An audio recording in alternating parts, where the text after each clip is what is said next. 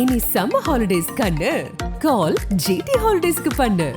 GT holidays, south India's #1 travel brand. Public எக்ஸாம்ல 100க்கு 1 mark வாங்கியிருக்கு பிசிக்ஸுக்கு. ஆனால் நீட் எக்ஸாமினேஷன் 720க்கு 720. இந்த மாதிரிலாம் ஃப்ராடெல்லாம் நடந்தா என்ன சார் அர்த்தம்? டாக்டர் தமிழிசை பற்றி பேசுறீங்களே, அவங்களுக்கு இதெல்லாம் உங்களுக்கு தெரியாதா என்ன? 1.5 லட்சம் கோடி ரூபாய்கள் சார் கோச்சிங். அக்கிரமமா இருக்கு. அவருடைய மூஞ்சியிலே அந்த தேஜஸே இல்லை. இப்போ அந்த முன்னாடி மாதிரி சிரிப்பு, ஒரு கம்பீரம். அவர் காருக்கு போயிட்டு போது முடிவு செலுத்தி. I think it is better சீக்கிரமா அவர் வேற யார்ட்டையாவது அந்த பொறுப்பை கொடுத்துட்டு அவர் தமிழ்நாட்டை பற்றி பேசும்போது நான் உத்தரப்பிரதேசத்தை பற்றி பேசக்கூடாதா? எந்த நாட்டிலையும் எந்த இடத்துலையும் அது மதுவிலக்கு என்பது சக்ஸஸ் ஆகிறதே கிடையாது. அது வெறுமனே பேச்சு வேணா இருக்கலாம். மொழியை குஜராத்தில் எல்லாம் யார் சொன்னா உங்களுக்கு அக்கிரமம் நடக்கூடாது, சமூகத்தில் இந்த மாதிரி வேறுபாடுகள்லாம் கூடாது அப்படின்னு சொல்லிட்டு முதல்ல அந்த என்ட்ரன்ஸ் எக்ஸாமினேஷனே வேண்டான்னு ஒழிச்சு கட்டினது அந்த கலிஃபோர்னியா யூனிவர்சிட்டி. இதெல்லாம் எடுத்து சொன்னால் காதலே வாங்கி மாட்டாங்க. என்ன சார் அர்த்தம்? ஐ எம் டெல்லிங் யூ, இது மிகப்பெரிய மோசடி, அயோக்கியத்தனம். ஒரு பையன் 3 தடவை பரிசு எழுதினான் சார். 3ஆம் தடவை முடியாதுன்னு சொன்னேன். அவன் கிட்டத்தட்ட சாமியார் ஆயிட்டான். காஷ்மீர்லேருந்து கன்னியாகுமரி வரைக்கும் நடந்து நடந்து நடந்து நடந்து போயிட்டு பையனை காணுமேன்னு.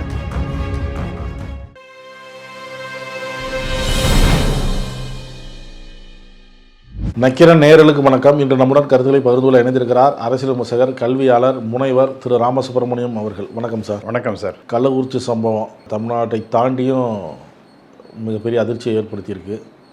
சட்டசபையிலையும் முதல்வர் அமைச்சர் நான் கடுமையான நடவடிக்கை எடுப்பேன் அப்படின்லாம் உறுதியளிச்சிருக்கிறார். எப்படி பார்க்குறீங்க? இது ரொம்ப ரொம்ப ரொம்ப துரதிருஷ்டவசமான விஷயம். இது இந்த கள்ளச்சாராயம் சாப்பிட்டு செத்து போகிறதுங்கிறது போன வருஷம் இந்த மரக்காணம் அப்படிங்கிற இடத்துல ஒரு 20 பேருக்கு மேலே இறந்து போனார்கள். அதை தொடர்ந்து இந்த தடவை கள்ளக்குறிச்சின்னு பார்த்தீங்கன்னா இது வரைக்கும் 50 பேருக்கு மேலே செத்து போயிட்டாங்க. எல்லாம் கள்ளச்சாராயம் சாப்பிட்டு தான். இது ரொம்ப ரொம்ப ரொம்ப வருத்தமான விஷயம். இது நடக்கவே கூடாது. ஆனால் நடந்து இருக்கின்றது என்பது துயரமான விஷயம். அதே சமயத்தில் இது எல்லா இடத்துலையும் நடக்கிறது தான் சார் அப்படின்னு நீங்கள் பார்க்கணும். அதாவது இன்னும் தமிழ்நாட்டில் மட்டுமல்ல, குஜராத்லேயும் இது நடந்து கொண்டு தான் இருக்கின்றது. உத்தரப்பிரதேசம் நடக்கிறது, பீகாரில் இருக்குது. இந்த கள்ளச்சாராயம் என்பது இன்னும் தமிழ்நாட்டுக்கே உரிய ஒரு விஷயம் அப்படின்னு நாம் பேசினோன்னா அது மிக தவறான செய்தி. இன்னும் சொல்லப்போனால் நேற்று முன்தினம் ஒரு ஆங்கில தொலைக்காட்சியில் என்னை கூப்பிட்டு பேச சொல்லியிருந்தாங்க. அப்போ நான் பேசும்பொழுது ஒரு உத்தரப்பிரதேசத்தை சேர்ந்த முன்னாள் டிஜிபி அவர் சொன்னார், தமிழ்நாட்டில் காவல்துறை ரொம்ப கெட்டுப்போச்சு, அவங்களால தான் இவ்வளோ பெரிய அளவிற்கு இந்த துயரமான சம்பவம் நடந்து விட்டது அப்படின்லாம் பேசினோன்னே என்கிட்ட வரும்போது நான் சொன்னேன், இந்த மாதிரி உத்தரப்பிரதேசத்தை சேர்ந்தவர் அவர் அப்படி பேசும்பொழுது நான் உத்தரப்பிரதேசத்தை பற்றி நானும் பேசணும். இன்ஃபேக்ட் 2009, 2010, 2019ன்னு சொல்லிட்டு நிறைய ஸ்டாட்டிஸ்டிக்ஸ் கொடுத்தேன். இந்த மாதிரி அங்கெல்லாம் அப்படியே நடந்திருக்கு. அப்போ உங்கள் ஊரில் தேனும் பாலும் ஓடுறது, இன்னும் தமிழ்நாட்டில் மட்டும்தான் கள்ளச்சாராயம் ஓடுறதுன்னு. இல்லை நீங்கள் அதை ஏன் உத்தரப்பிரதேசத்தை பற்றி நீங்கள் தமிழ்நாட்டை பற்றி பேசும்போது நான் உத்தரப்பிரதேசத்தை பற்றி பேசக்கூடாதா அப்படின்னு. இது ஏதோ இதாக இருக்கலாம். ஐ மீன் ஒருத்தருக்கு ஒருத்தர் ஏட்டிக்கு போட்டியாக பேசுகிறது என்று வேணாலும் எடுத்துக்கொள்ளலாம். ஆனால் இது இந்தியா முழுவதும் இருக்கக்கூடிய சமாச்சாரம். இதுக்கு ஒரே தீர்வு என்ன இருக்குதுன்னு நான் பார்த்தேன்னா, இதை கடுமையான நடவடிக்கை அரசாங்கம் எடுக்கணும். அது சந்தேகமே இல்லை. முதல்ல அங்கே இருக்கக்கூடிய அந்த கலெக்டரை டிரான்ஸ்ஃபர் பண்ணிட்டார் நம்ம முதல்வர். அடுத்து எஸ்பி, டிஎஸ்பி, ரெவென்யூ அதிகாரிகள் இவங்க எல்லாரையுமே சஸ்பெண்ட் பண்ணி வச்சுருக்கார். அதனால் ஆக்ஷன் எடுக்கலை என்று பொருள் இல்லை. அதே சமயத்தில் இது நடக்காமலேயும் பார்த்துருக்கணும். ஏன்னா மரக்காணத்தில் நடந்த சம்பவங்கிறது it was an eye opener for everybody. அதனால் அது நடக்கலையேங்கிற ஒரு வேதனை, வருத்தம் இருக்கத்தான் செய்கின்றது. இதற்கு இன்னொரு மாற்றாக பார்க்குறதுன்னா, இந்த டாஸ்மாகுங்கிறது ரொம்ப காஸ்ட்டு ரொம்ப கூட இருக்குதுன்னு சொல்கிறாங்க. சாதாரண சாமானிய மக்கள் இதில் குடியிலேருந்து தப்பிக்க முடியும்னு நான் நம்பவே இல்லை. அதாவது ஒழித்து விடுவோம் அப்படிலாம் பேசுறதுங்கிறது பேசுறதுக்கு சரியாக இருக்கும். நடைமுறைக்கு ஒத்தே வராது. மதுவிலக்கு இப்போ பூரண மதுவிலக்கு அதெல்லாம் சும்மா சார். எந்த நாட்டிலையும் எந்த இடத்துலையும் அது மதுவிலக்கு என்பது சக்ஸஸ் ஆகிறதே கிடையாது. அது வெறுமனே பேச்சுக்கு வேணா இருக்கலாம். மொழியை மூடு, டாஸ்மாகை மூடு. குஜராத்தில் இல்லைங்கிறாங்களே. யார் சொன்னா உங்களுக்கு? என்ன உங்களுக்கு வேணும்னா ஒரு பர்டிகுலர் கோட் நம்பர் கொடுத்து நீங்கள் டெலிஃபோன் பண்ணிங்கன்னா வீட்டுக்கு சேர்ந்துடும். நீங்கள் அங்கே அலைய வேண்டாம். கள்ளச்சாராயமோ அல்லது நல்ல சாராயமோ, நாட்டு சரக்கோ அல்லது வெளிநாட்டு சரக்கோ எல்லாமே ரொம்ப ஈஸியாக கிடைக்கக்கூடிய. அதில் தான் அதை பற்றி நான் கூட ஸ்டாட்டிஸ்டிக்ஸ் தட்டுமா, எவ்வளோ பேர் கள்ளச்சாராயத்தை செத்து போயிருக்காங்கன்னு சொல்லிட்டு. சார், பூரண மதுவிலக்கு காந்தி பிறந்த மண். அதில் 1976 100 பேர், 1986 108. இதெல்லாம் வந்து கள்ளச்சாராயம் சாப்பிட்டு. அடுத்தது 87 200 பேர், ரைட்டா. குஜராத்தில் மறுபடியும் 2009 136 பேர். இது மாதிரி நிறைய இன்ஃபர்மேஷன்ஸு வந்துகிட்டே இருக்குது. ஆகவே இன்னும் தேனும் பாலம் ஓடுறது, அங்கே ஒன்றும் குடியே கிடையாது அப்படின்னு யாராவது குஜராத்தை பற்றி பேசினான்னா அவன் ஒன்றும் அறியாமையான மோடி முதல்வராக இருக்கும்போதே நடந்திருக்கு. ஆமாம். இப்போ இதெல்லாம் எங்கே நான் சொன்னதெல்லாம் குஜராத் 136 2009 யார் சார் இருந்தா? மாண்புமிகு மோடி அவர்கள் தான் அங்கே சீஃப் மினிஸ்டர். அந்த சமயத்திலே எல்லாம் நடந்திருக்கு. அதனால் இதெல்லாம் it has all become very very normal. Even ரொம்ப பெரிய எண்ணிக்கை நான் சொல்ல 136 200 108 100 இந்த மாதிரி எண்ணிக்கையில் பாட்டுக்கு இருந்துகிட்ருக்கு. அதனால் நீங்கள் ஏதோ உடனே யாராவது பேசினாங்க பாஜக சேர்ந்து பாருங்கள் குஜராத்தில் இருக்குன்னு, அதெல்லாம் பொய் சொல்கிறாங்கன்னு அர்த்தம், ரைட்டா. அது எல்லா இடத்துலையும் இருக்குது சார். மேற்கு வங்காளம், எல்லா இடத்துலையும் ஒரிசா, எல்லா இடத்துலையும் இந்த சாவுங்கிறது இருந்து தான் இருந்துட்டுருக்கு, ரைட்டு. இதுக்கு ஒரே வழி என்னை பொறுத்த வரைக்கும் நான் என்ன ஃபீல் பண்ணுறேன்னா, இந்த டாஸ்மாக் விலையை குறைக்கணும். அந்த quality has to definitely improve. கள்ளச்சாராயத்தை ஒழிக்கிறதுக்கு பதிலாக அதை ஒழிக்கணும். அதே சமயத்தில் முன்னாடிலாம் கள்ளெல்லாம் திறந்து வச்சுருந்தாங்க for some time. Especially doctor Kalaignar முதல் முறையாக அந்த ப்ரொஹிபிஷனை லிஃப்ட் பண்ணின பிறகு கல் கிடைக்கிறதுங்கிறது இருந்தது. அதனால் ஐ திங்க் கல் வந்து இன்னும் மிகப்பெரிய அளவுக்கு கெடுதல் பண்ணுறதுன்னு எனக்கு தோணலை. அதுவும் ஒரு இன்டாக்சிகன்ட் அப்படின்னு இருந்தாலும் கூட I think it is better to have இது அந்த கண்ட்ரி லேக்கர் கல்லுங்கிற அதை கொண்டு வர்றது நல்லது தான் எனக்கு தோன்றுறது. அதனால் ஸோ தட் அவங்கவுங்களுக்கு யாருக்கு வேணுமோ ஒரு சீப்பான காசில் இது மாதிரி குடித்து விட்டு அவங்க ஏதோ பண்ணிட்டு போட்டோம். அதனால் அதை நீங்கள் தடுக்கவே முடியாது. ஆகவே அதற்கு ஒரு மாற்று வழியாக இப்படிலாம் யோசிக்கலாம். நான் சொல்கிறது சில பேர் ஏற்புடையதாக இல்லாமல் இருக்கலாம். பட் நான் என்னை பொறுத்த வரைக்கும் நான் ப்ராக்டிக்கலாக திங்க் பண்ணுறதை தான் நான் நம்புகிறேன். அதனால் இந்த கள்ளச்சாராயம் கட்டாயம் ஒழிக்கப்பட வேண்டும். மெத்தனால்லாம் எங்கேருந்து வருதுன்னு தெரியலை. அதனால் அதற்கு பதிலாக அந்த டாஸ்மாகினுடைய குவாலிட்டி இம்ப்ரூவ் பண்ணி காசை குறைச்சி கள்ளையும் நீங்கள் கொண்டு வரலாம் அப்படிங்கிறது தான் என்னுடைய கருத்தாக இருக்கின்றது சார். 3வது முறையாக வாரணாசி தொகுதியில் வெற்றி பெற்று 3வது முறையாக பிரதமராக இருக்கிறார் நரேந்திர மோடி அவர்கள். அவங்க வந்து தான் போட்டிட்டு வென்ற வாரணாசி தொகுதிக்கு போயிருக்கிறார். நன்றி சொல்லவும் போயிருக்கிறார். அப்படி போயிட்டு வரும்போது அவர் கார் போயிட்டு இருக்கும்போது முடியை செருப்பு வீச்சு சம்பவம், இது எப்படி பார்க்குறீங்க? ராகுல் காந்தி இந்த மாதிரி சம்பவத்தெல்லாம் நான் ஏற்றுக்க முடியாது அப்படின்லாம் சொல்கிறாரு. அவர் போன கான்வாய் மேலே செருப்பு எடுத்து வீசியிருக்காங்க சார். அது ரொம்ப ரொம்ப துரதிருஷ்டவசமானது. அது இவ்வளோ நம்ம பிரைம் மினிஸ்டருக்கு இருக்கிற செக்யூரிட்டிங்கிறது ஏராளம். அதான் ஒரு கேள்வி வருது, இவ்வளோ பாதுகாப்பு மீறி எக்ஸாக்ட்லி எப்படி இது நடக்க முடியும் அப்படிங்கிறது அந்த அளவுக்கு மக்கள் கொதிச்சு போயிருக்காங்க அவர் மேலே அப்படிங்கிறதான் நம்ம பார்க்க வேண்டியிருக்கு. அவர் மேலே எதிர்ப்பு ஏராளமாக இருக்கின்றது. அதனால் அந்த தொழிலே இல்லைன்னா எது சார் முதல்ல 8000 9000ன்னு சொல்லிட்டு பின்தங்கி தானே சார் இருந்தார். அதுக்கப்புறம் தான் சார் முன்னாடி வந்தார். அதனால் எலெக்ஷன் கவுண்டிங் பார்க்கும்பொழுது முதல்ல பின்தறிய வந்த முதல் செய்தி என்ன, பின்தங்கி இருக்கிறார் அப்படி தான் வந்தது. அதனால் அவருடைய அந்த கரிஸ்மாலாம் போயிடுது சார். அவருடைய மூஞ்சியிலே அந்த தேஜஸே இல்லை. இப்போ அந்த முன்னாடி மாதிரி அந்த சிரிப்பு ஒரு கம்பீரம் அதெல்லாம் இல்லை அவருக்கு. I think it is better சீக்கிரமாக அவர் வந்து வேறு யார்ட்டையாவது அந்த பொறுப்பை கொடுத்துட்டு அவர் எல்லாத்துலேயும் ரிட்டையர் ஆகிறது தான் நல்லதுன்னு நினைக்கிறேன். ஏன்னா அவருக்கு இருந்த செல்வாக்கு அவர் இன்வின்சிபிள் பர்சன் அப்படிங்கிற மாதிரி நினச்ச நாள்லாம் போயிடுது. ஏன்னா எல்லாருக்கும் அது பேர் economics law of diminishing return அப்படிம்போம். அது அப்படின்னா என்னென்னா ஒரு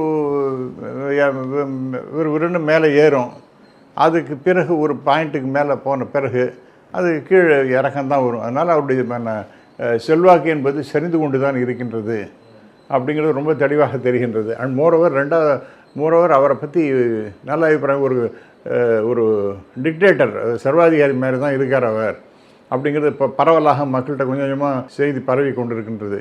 இந்த நேரத்தில் இவர் நம்ம மறுபடியும் வந்துட்டோம், யார்ட்டையாவது பொறுப்பை கொடுத்தோம், மரியாதையாக நல்லபடியாக ஒரு எம்பிங்கிற முறையில் இருந்துட்டு அவர் ஆட்சியை விட்டு விலகுவது தான் நல்லதுன்னு நான் நம்புகிறேன் சார். ஏன்னா அவர் வந்து அவருடைய பழைய ஸ்டைல் பாணியெல்லாம் இனிமேல் ஒர்க் அவுட் ஆகாது. நான் சொன்னாப்புல மக்களுக்கு ரொம்ப ஃபெட்டிக், அதாவது அவரை பார்த்தாலே டிவியில் பார்க்கும்பொழுது எங்களுக்கு பிடிக்கலைங்கிற மாதிரி நிறைய பேர் பேச ஆரம்பிச்சிட்டாங்க. ஒரே திருப்பி பழக பழக பாலும் பிடிக்கும் அப்படின்னு சொல்லுவாங்க பாருங்கள். அது மாதிரி அவருடைய அடிக்கடி அவர் ஃபேஸை காமிக்கிறதே வந்து ஒரு நெகட்டிவாக பிஜேபி போய் கொண்டிருப்பதாகத்தான் நான் நம்புகிறேன் சார். பின்னடைவுன்னு சொன்னீங்க. அந்த வாக்கு எண்ணிக்கையின் போது வாரணாசியில் அவருக்கான முதல் காலையில் முதல் சுற்று 2வது சுற்று இதெல்லாம் வரும்போது 4-5 சுற்று அவருக்கு ஒரு பின்னடைவுன்னு சொன்னீங்க. பாஜகவே இப்போ வந்து ஒட்டுமொத்தத்தில் கம்மியாக தான் இருக்குது, கூட்டணி நம்பி தான் இருக்குது. இப்போ இன்னொரு சந்தேகத்தை எழுப்பியிருக்கிறாங்கல்ல வயர் பத்திரிகையில், 140 தொகுதி சந்தேகமாக இருக்குது.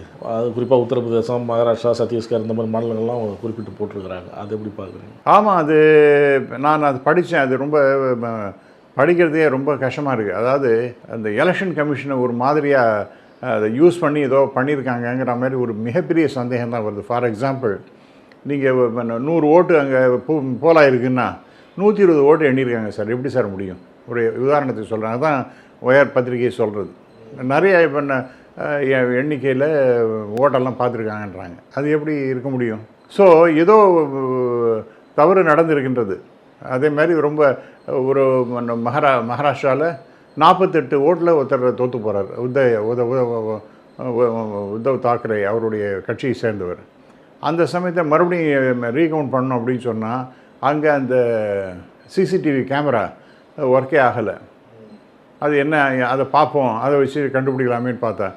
அப்போ ஏதோ ஒரு பெரிய மோசடி நடந்திருக்குன்றது தான் தெரிகிறது. இல்லைன்னா நிறைய பேர் அன்பயஸ் யார் மேலேயும் சப்போர்ட் இவருக்கும் கிடையாது அவருக்கும் கிடையாது அப்படிங்கிறவங்கலாம் என்ன சொல்கிறாங்கன்னா, காங்கிரஸுக்கு 140 இடமாவது குறைஞ்சி ஜெயிச்சிருக்கோம் வந்திருக்கோம் அப்படின்னு சொல்கிறாங்க.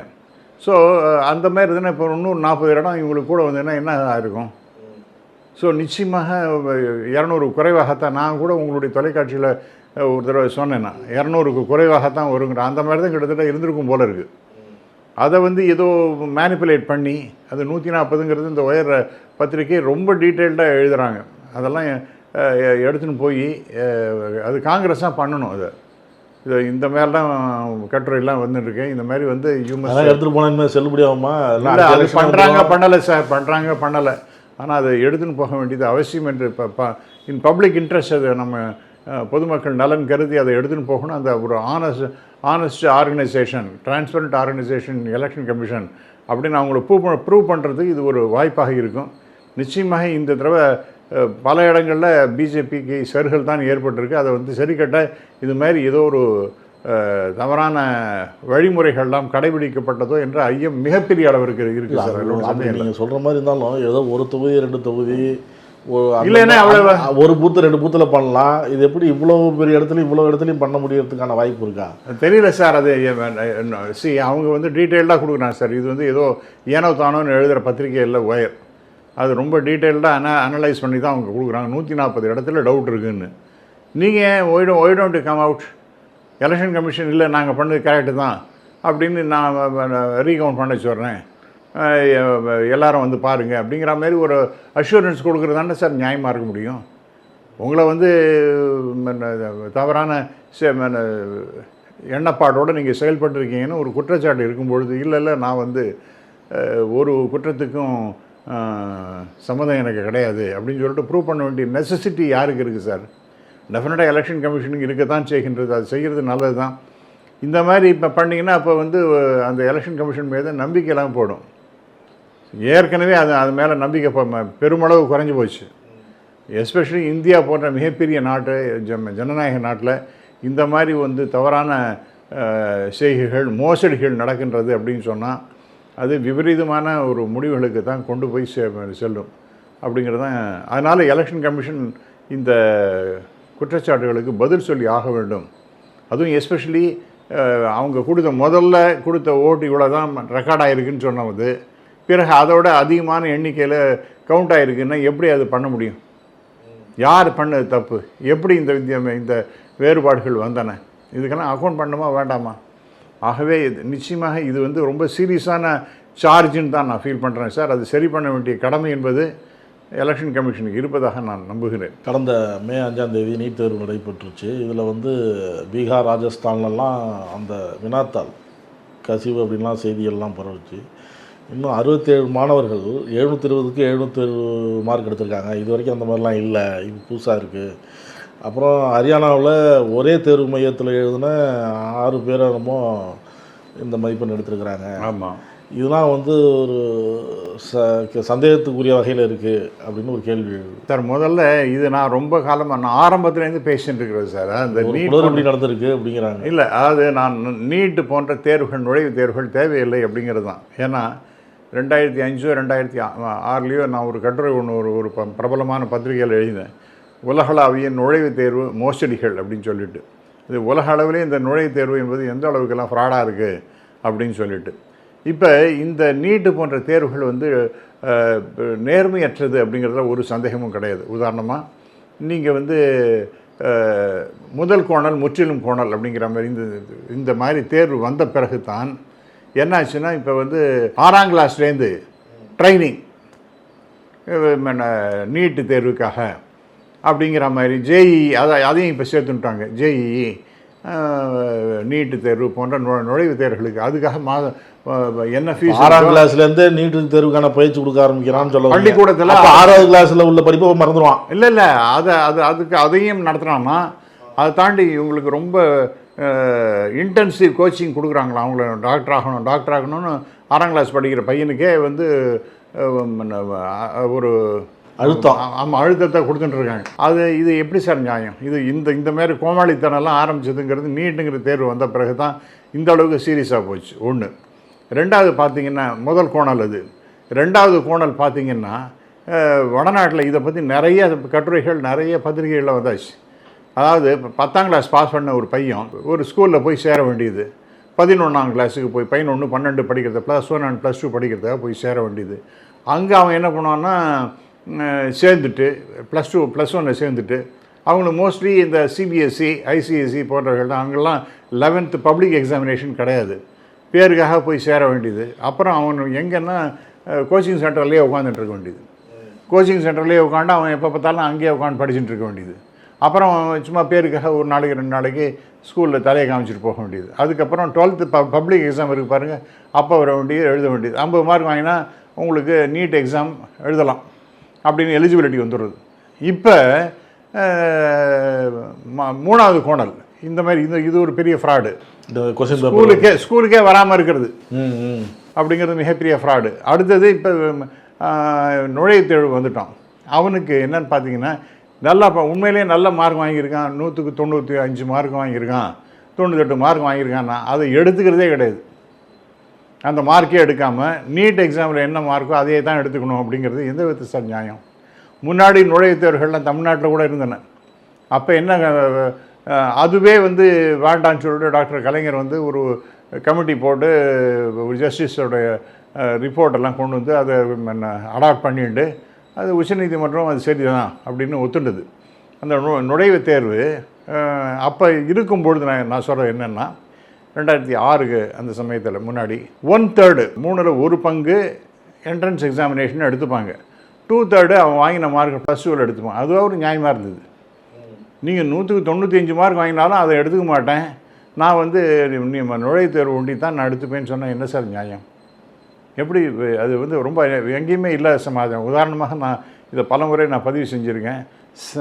அமெரிக்கா போன்ற நாடுகளில் 200 பிரபலமான பல்கலைக்கழகங்களில் இந்த மாதிரி என்ட்ரன்ஸ் எக்ஸாம், அங்கே வந்து சாட்டு ஆக்ட் அப்படிங்கிற மாதிரி நுழைவுத் தேர்வுகள், நம்ம நீட் இருக்கு இல்லையா, அது மாதிரி இங்கே சாட்டு ஆக்ட் அப்படிங்கிற மாதிரிலாம் இருக்குது.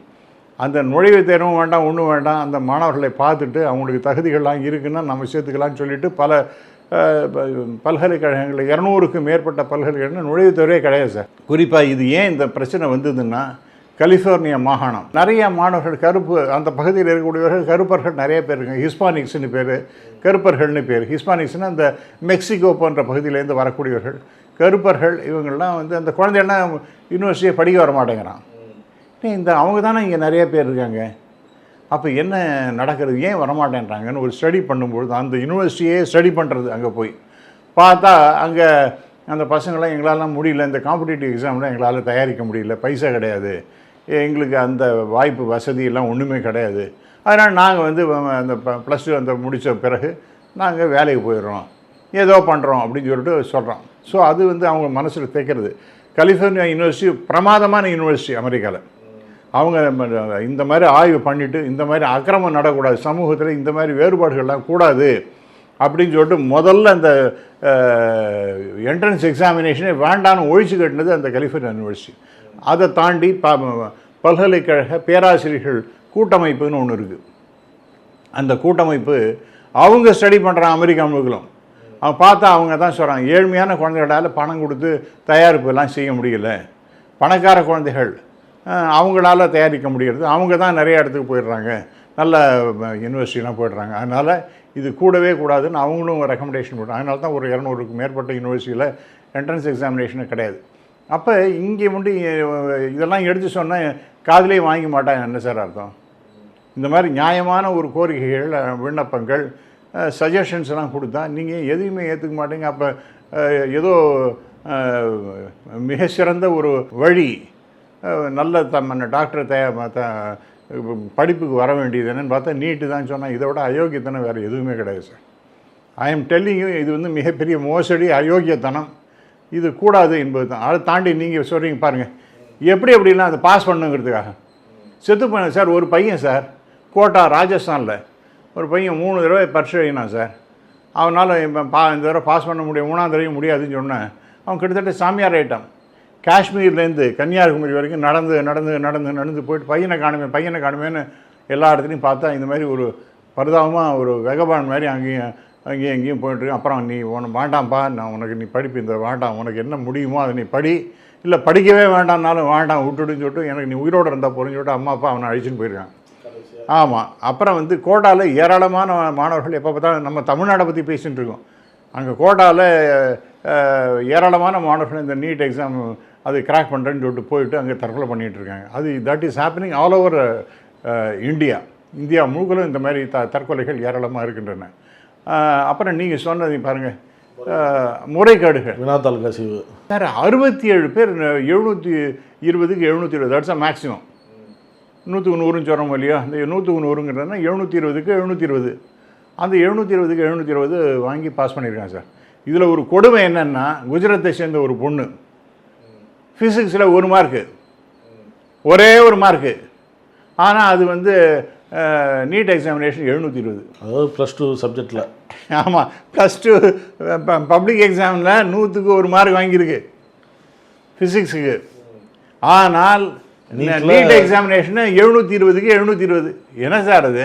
அப்போ பார்க்கும்போது ஒன்றுமே தெரியலன்னு அர்த்தம். இது வந்து திடீர்னு மகா மேதாவியாக போய் 720க்கு 720 வாங்குறதுன்னா என்ன? இதெல்லாம் கொடுமை இல்லை, ஃப்ராடு. அப்புறம் தேர்வு வினாத்தாள் கசிஞ்சிருக்கு அப்படின்னு சொல்லிட்டு தர்மேந்திர பிரதான் அவர் ஒத்துக்கிறார், ரைட்டா? அப்புறம் கிரேஸ் மார்க்கான் லேட்டாக வந்தால் நம்ம ஊரில் என்ன பண்ணுறான், அதை தலைமுடியெல்லாம் பிரித்து காமி, கையில் பேண்டு போட்டிருக்கியா, வளையல் போட்டிருக்கியா, கழுத்தில் செயின் போட்டிருக்கியா, எல்லாத்தையும் பிடிங்கி பார்க்குறாங்க. அதெல்லாம் பண்ணி முடித்து உள்ளே கொண்டு போகிறதுக்கு அதுக்கு நேரம் ஆகுது. ஆனால் நீங்கள் 1 மணி நேரம் முன்னாடியே வந்துடணும் இது அந்த சென்டருக்கு அப்படின்னு. அங்கே லேட்டாக வந்தாங்கன்னா அவனுக்கு கிரேஸ் மார்க். அந்த கிரேஸ் மார்க்குன்னு இதுக்கு முடியாத வழிவகை இருக்கா அதில்? என்னால் ஒரு கேள்வி கேட்டிங்க, அது எங்கே தெரியுமா? அந்த கிரேஸ் மார்க்குங்கிறது நீட்டுக்காக வரல, ஆனால் இந்த தடவை நீட்டுக்கு கொண்டு வந்துட்டான். எதுக்குன்னு பார்த்தீங்கன்னா, கிளாட்டுன்னு ஒரு எக்ஸாம் இருக்குது.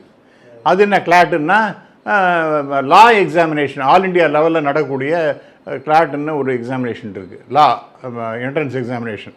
அந்த என்ட்ரன்ஸ் எக்ஸாமினேஷனில் கொஞ்சம் லேட்டாக வந்த மாணவர்களுக்கு கிரேஸ் மார்க் கொடுக்கலாம், ஏன்னா அவங்களால முழுக்களையும் எழுத முடியல அப்படிங்கிறதுக்கு சுப்ரீம் கோர்ட்டில் ஏதோ கோர்ட்டில் சொன்னாங்களாம். அந்த பாயிண்ட்டை ஒண்டி பிடிச்சி இதுக்கு போட்டாங்க. இது நீட்டுக்காக ஒன்றுமே இல்லை, அந்த கிளாட்டுக்காக நடந்த சம்பவத்தை இதை அப்ளை பண்ணி அவங்களுக்கு கொடுக்குறாங்க. இந்த மாதிரிலாம் ஃப்ராடெல்லாம் நடந்தால் என்ன சார் அர்த்தம்? அப்போ பணமாக அப்படியே எவ்வளோன்னு கேட்டிங்கன்னா 20 லட்சம். அது பீகாரில் பார்த்தீங்கன்னா 20 லட்சம் கொடுத்தாங்கிறாங்க, 25 லட்சம் கொடுத்தாங்கன்னா முத நாளே கொடுத்துட்டான் நான் பேப்பரை. அதை உட்காந்து நெட்ரு பண்ணி மறுநாளைக்கு போய் எழுதினான்னா 20 லட்சத்துலேருந்து 25 லட்சம் வரைக்கும் அந்த கொஸ்டின் பேப்பரை கசி விடுறதுக்காக. இப்படிலாம் ஒரு நடந்து கொண்டே இருக்குன்னு எல்லாரும் கதறிண்டாண்டாலும் மத்திய அரசு அதை பற்றி கவலைப்படுறதே கிடையாது. அதெல்லாம் பிரமாதமான ஒரு சிஸ்டம் அது.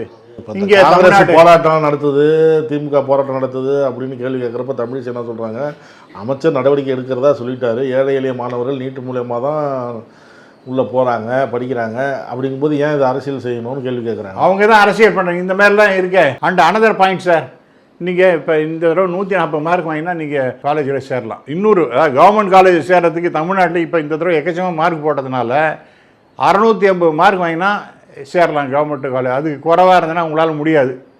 இது ஒரு அநியாயம். 720 இஸ் த மேக்ஸிமம். அந்த 650 மார்க் வாங்கினா தான் நீங்கள் கவர்மெண்ட் காலேஜில் போய் சேரலாங்கிற மாதிரி கட் ஆஃப் வச்சுருக்காங்க. 140 மார்க் வாங்கினா நீங்கள் வந்து ப்ரைவேட் காலேஜில் போய் சேரலாம். அந்த ப்ரைவேட் காலேஜஸ் என்ன சொல்கிறாங்க, நீ குறைஞ்ச 20-25 லட்ச ரூபா ஒரு வருஷத்துக்கு கட்டுன்றான். முன்னாடி என்ன நடந்தது, அதேமாதிரி 1 கோடி ரூபா நான் வந்து கேபிடேஷன் ஃபீஸுன்னு வாங்கிட்டு உள்ளே சேர்த்துனா 10 லட்ச ரூபா, 5 லட்ச ரூபா, 7 லட்ச ரூபா ஃபீஸுன்னு போடுது. ரைட்டா? இப்போ அஃபிஷியலாக வாங்குறான் சார் ப்ரைவேட் காலேஜஸில். Official 25 mark. இப்போ நீங்கள் டாக்டர் தமிழிசை பற்றி பேசுகிறீங்களே, அவங்களுக்கு இதெல்லாம் அவங்களுக்கு தெரியாதா என்ன? ஏதோ ஏட்டிக்கு போட்டியாக பேசின உட்காந்துருக்காங்க. அந்த அம்மா மட்டும் இல்லை, இன்னும் இதை இந்த பாஜக காரங்களாமே ஒன்றுத்தையுமே புரிஞ்சிக்காமல் கண்ணாப்பண்ணான்னு கத்த வேண்டியது. ஏதாவது இதை டிஸ்கஷன் வந்தது இப்போ டிவியில் வந்ததுன்னு வச்சுங்களேன், ஒரே காட்டு முன்னாடித்தனமாக கத்தி அந்த கூச்சல் போட்டு அந்த ப்ரோக்ராமையே கெடுத்துவிட வேண்டியது. இது மாதிரி தான் பண்ணிட்டு உட்காந்துருங்களே ஒழிய இது நல்லதே கிடையாது. இது வந்து மாணவ சமுதாயத்துக்கு மிகப்பெரிய கெடுதலை தான் உண்டாக்கிட்டு இருக்கு. நீட் தேர்வு மேலே தப்பு கிடையாது, நீட் தேர்வு நல்லது தான், அது நடத்துகிற அமைப்பு மேலே தான். என்டிஏ நீங்கள் அப்போ அது எதை வேணா இருக்கட்டும் சார், நீங்கள் உடனே அவன் ரொம்ப பிரமாதப்பட்டான் முன்னாடி. அப்புறம் இன்னொரு முக்கியமானது, என்டிஏ மேலேயும் குறை சொல்லணும். எப்படி சொன்னீங்க பார்த்தீங்கன்னா, இந்த சிலபஸ் மாற்றிட்டாங்களாம். என்சிஆர்டி சிலபஸ்னு ஒன்று. அந்த என்சிஆர்டி சிலபஸை ஒரு பகுதி ஒன்று, இன்னொரு பகுதி ஒன்றுன்னு அந்த என்சிஆர்டி சிலபஸுக்கும் இந்த தேர்வுக்கும் வேறு சிலபஸ் மாதிரி போயிடுது. அது வேறு காரணம், நாங்கள் வந்து கொஞ்சம் கவனக்குறைவாக இருந்துட்டோம் அப்படின்னு சொல்லிட்டு என்னத்தையும் ஒன்று பேசுகிறாங்க. இது எப்படி சார் இருக்க முடியும்? இதை முன்னாடியெல்லாம் சொன்னப்போ என்ன சொன்னோம், தமிழ்நாட்டை பொறுத்த வரைக்கும் ஸ்டேட் போர்டு சிலபஸ்னு ஒன்று இருக்குது, சிபிஎஸ்சின்னு ஒன்று வச்சு நீங்கள் சிபிஎஸ்சியை போட்டுட்டு இந்த குழந்தைலாம் ஸ்டேட் போர்டு குழந்தைலாம் நீங்கள் வந்து பரிசு எழுதுறான்னு எப்படா முடியும்னு கேட்டான் இல்லையா? அதுக்கெல்லாம் இப்போல்லாம் ஏதோ ஏட்டிக்கு ஓடியே பதில் சொல்லியிருந்தாங்க.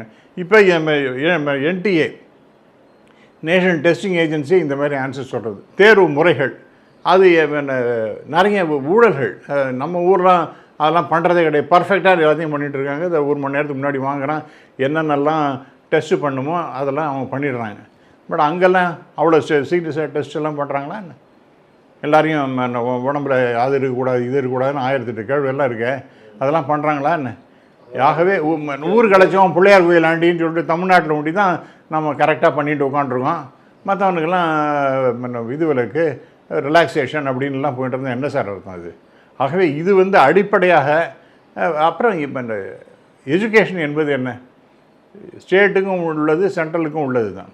அப்போ ஸ்டேட் கவர்மெண்ட் வேண்டாம், எனக்கு வேண்டாம், இந்த இந்த இந்த தேர்வு முறை வேண்டாம் அப்படின்னு சொல்லிட்டு சொன்னால் அதை நான் அதை தான் கொண்டு வருவேன், நீங்கள் அதை தான் ஏற்றுக்கணும்னு சொல்லிட்டு சென்ட்ரல் கவர்மெண்ட் சொல்கிறது எந்த விதத்தில் நியாயமாக இருக்க முடியும்? அப்போ வந்து அந்த